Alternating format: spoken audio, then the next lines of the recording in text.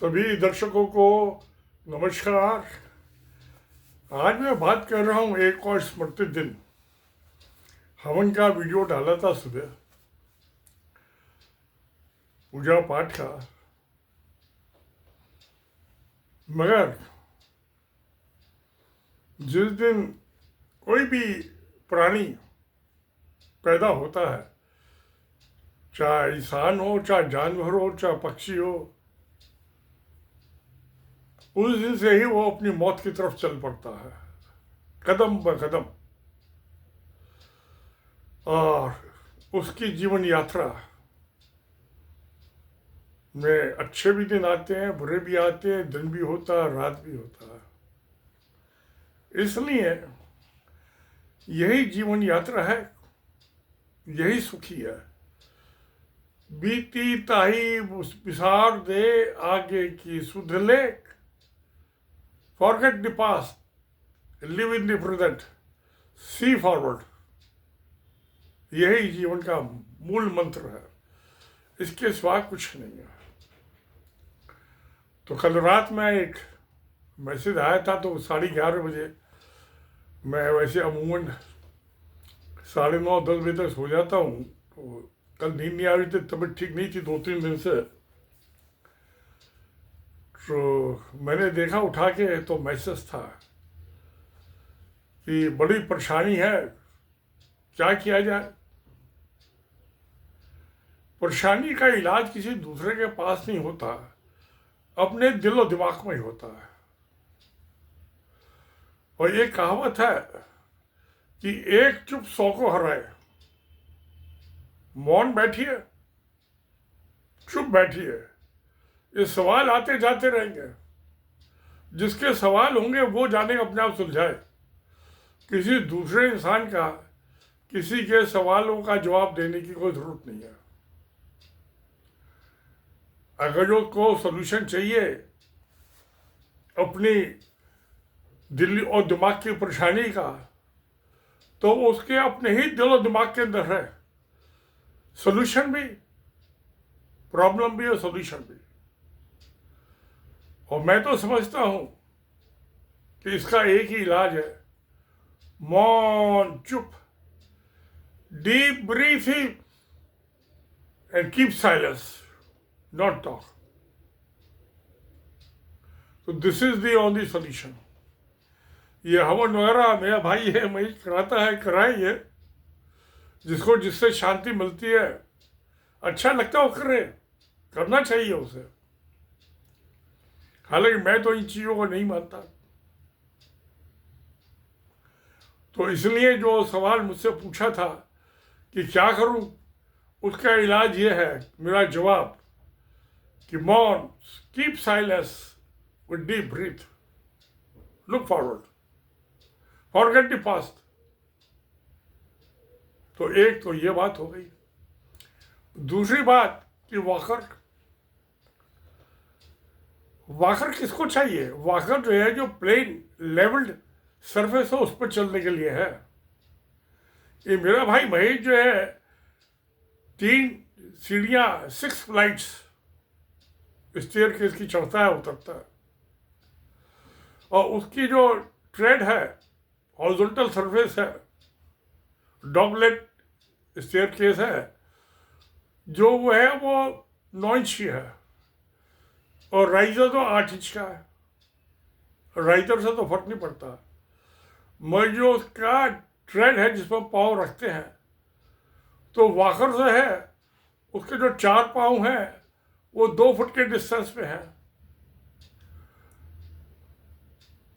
और 2.5 फुट के डिस्टेंस पे जिस तो पकड़ेगा उसको। तो सवाल ये है कि वो जो है 9 इंच के ट्रेड के ऊपर 2 फुट 2.5 फुट के 4 पाँव कैसे जमाएगा? नहीं जमाएगा तो गिर जाएगा, मौत हो जाएगी। हाथ पाँव तो टूटने के। अब एक फ्लाइट जो है 6-6 फुट की है, 5.5 फुट की है। 5.5 फुट से भी गिरेगा तो 2-4 हड्डियां तो जरूर टूट जाएगी। अब उसका नतीजा क्या भुगतना पड़ेगा? ये तो मरेगा, जिएगा, जो होगा सो होगा। उसको वाकर देने वाले और सलाह देने वाले, उनका क्या होगा? अगर जो मर गया तो 306 अबटमेंट, उसमें 10 साल की जेल की सजा। Abetment 306 section IPC, Indian penal code. और अगर जो मर गया गिर के, तो homicide not amounting to murder 304 section IPC, उसमें भी 10 साल की जेल की सजा है। तो जो ये वॉकर के चलने के लिए सप्लाई कर रहे हैं या दबाव डाल रहे हैं या सलाह दे रहे हैं, अपनी समझ से बड़ी अच्छी सलाह दे रहे हैं, उनकी समझ है। वो एक आदमी जो 78 का हो गया और जिसको जो है 10 इंच के, और उसकी जीने की जो है 3.25 फुट की जो है चौड़ाई है, समझिए 39 इंच की, तो वॉकर कैसे चढ़ेगा, कैसे उतरेगा? अरे भाई, उसको अपनी जो नेचुरल डेथ है उससे मर जाने दो ना। कोई जरूरी है कि तुम्हारी साला मान के और जहर साबित हो और गिर के मर जाए जीने में? तो ऐसी सलाह देके तो आप सोचो कि सलाह देने वालों को के दिल और दिमाग में शांति मिल जाएगी। वो तो ना जीते जी मिलेगी उनको शांति, मेरे भाई महेश के, और ना मरने के बाद शांति मिलेगी कि ना हमने वॉकआउट भिजवाया होता अमेरिका में बैठ के, डिलीवर का ही होती, ना दबाव डालते वॉकआउट पे चलने का। वहां आता है कैन है स्टिक, जो 3, 3.5, 4 फुट की स्टिक हो, 1 इंच के डायमीटर की, वही काफी है। एक साइड से रेलिंग पकड़ ले उसकी वॉल की, और एक साइड डंडा पकड़ ले अपना, उतना ही काफी है। तो वॉकर की सलाह देना बुद्धिमानी कहाँ है? किस हद तक की बुद्धिमानी है जिसमें अपने बुढ़े बाप की हत्या हो जाए या हाथ पांव टूट जाए? तो सोचने की जरूरत है। ऐसे सलाह देने से क्या आप समझते हैं कि आपको अमन शांति मिल जाएगी? तो मैं तो कोई सलाह देने के काबिल नहीं समझता अपने आप को। मुझसे सलाह मांगी तो अपने दिल से पूछो, अपने दिमाग से पूछो कि ऐसी किसी को सलाह देना कि वॉकर पकड़ के चलो, जीने में उतरो, चढ़ो, नामुमकिन है। ऐसा सलाह देने से पहले एक दफा अपना उतर के चढ़ के तो देख लो कि वॉकर लेके स्टेयर केस में कैसे उतरते चढ़ते हैं। 6 फ्लाइट्स हैं, डॉग लेक्चर 3 लेवल्स पे, 6 लेवल पे। इससे तो बेटर सोल्यूशन ये होता है कि लिफ्ट लगवा दो, इलेक्ट्रिक लिफ्ट। 20 लाख का खर्चा आएगा, नहीं तो वो $2 लाख का, US डॉलर का। उसमें आदमी अपनी चेयर में रख के बैठ सकता है। वो उसके लिए जो 8 फ्लैट ऑनर्स हैं, ये डीडीए के हमारी फ्लैट में, उनकी 8 की कॉन्सेंट चाहिए। उसके बाद डीडीए से परमिशन ले, तो फ्लैट उसके हैं, उसने अलॉट किए, बेचे। तो अच्छा था ये कि वो उसको कोऑर्डिनेट करके अपने भाई की ड्यूटी लगा दे कि भैया कोऑर्डिनेट करके 8 आदमी की कॉन्सेंट लेके है और ये लिफ्ट की कंस्ट्रक्शन करा लो, क्योंकि अगर 8 लाख की लिफ्ट आएगी और 12 लाख रुपये उसका हाउसिंग का बन जाएगा चैम्बर, ऊपर पुली वगैरह लगेंगी। तो तकरीबन ये $2 लाख का खर्चा होगा, 0.2 मिलियन US डॉलर्स का। तो वो सलाह दी होती तो सबको अमन शांति मिलती और महेश की भी जिंदगी सेफ होती। मैं भी आता हूँ, चढ़ने उतर दिक्कत होती है, आ जाता हूँ, आस्ता आस्ता सांस फूलता रहता। हालांकि 3 दिन से तबीयत ठीक नहीं थी, उसके बाद भी आ गया। जब हम मुझको बुलाया तो आना तो पड़ेगा, ये तो है ना, भाई बुलाएगा तो आना पड़ेगा। तबीयत ठीक है नहीं है क्या है? भगवान बुलाएगा तो नहीं आऊंगा, साले भगवान की टांग तोड़ दूंगा। वो भाई बुलाएगा तो जरूर आऊंगा। तो ये मैंने आपको बता दी वॉकर की कहानी और उसका अल्टरनेटिव सजेशन दे दिया। लिफ्ट में हत्या नहीं होगी कोई, ये तो मर भी जाएगा, अपनी कॉन्शियस जो है हमेशा वो है पेन देती रहेगी भाई के मरने के बाद भी, कि मैंने क्या सलाह दी, मेरा बाप गिर के मर गया वॉकर से। जीने में।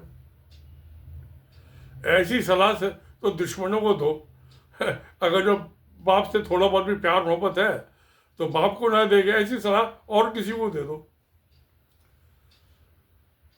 चलिए ठीक है, जितनी जिसको समझ है उसने वैसी सलाह दे दी अपनी बुद्धि के मुताबिक जो है। मैं एक दफ़े जो सलाह दी है उसको एक दो दोबारा विचार कर लो, जो मैंने बात बताई आपको ठीक लगे तो समझ लो, नहीं लगे तो मत करो, झाड़ दो अपना हवा में से, वीडियो से झाड़ दो, फेंक दो, कहानी खत्म। तीसरी बात बची वो, मैं तो जब रात 11:30 बजे नींद में तो था कि एडवोकेट का नोटिस, इनको आता क्या एडवोकेट को, कौन टेस्टिफाई करा, दे दो जिसको नोटिस देना। मैंने एक लेडी थी, वो डोमेस्टिक वायलेंस एक्ट 2005 में मुकदमा चल रहा था, तो वकील ने कोर्ट में कह दिया जी ये बड़ी झगड़ालू औरत है। उसने मुझे फ़ोन पे बताया मोबाइल पे कि अंकल उसने मुझे झगड़ालू औरत कहा। मैं क्या जीता जी वकील की। मैंने एप्लीकेशन बनाई, मैं कहा कल की डेट पर 191 फिजूरी IB के सेक्शन में से ज़्यादा तो सज़ा नहीं थे, 1 साल की सज़ा है, और वकील के खिलाफ लगा दी कोर्ट में। और जज ने कहा कॉपी, एक कॉपी उसको दे दी, तो और कहा रिस्पॉन्स फाइल किया, और वो वकील उखड़ गया कि जी वकील के मुझे ही मुजरिम बना दिया। अबे तू बता, सबूत दे, तेरे से कब तेरी पिटाई की है मैंने, तेरा कब झगड़ा किया है, तूने कैसे कही झगड़ालू औरत है। अब वो तेरे पार्टी जो है क्लाइंट है, उन्होंने कहा तो उसको ला पेश कर कोर्ट में, किसकी हिम्मत है मेरे सामने कहा कि झगड़ालू औरत है। तू मेरे हस्बैंड से करा दे, ससुर से करवा दे, सास से करवा दे, नन से करा दे, देवर देवर किसी से तो कहे दे तू सबूत किससे मैंने झगड़ा किया। तो खैर वो फिर कंप्रोमाइज़ हो गया, केस बंद हो गया। मगर जज ने जब क्लोज हुआ केस तो कह दिया फिर कभी परेशानी हो तो आ जाना कोर्ट में।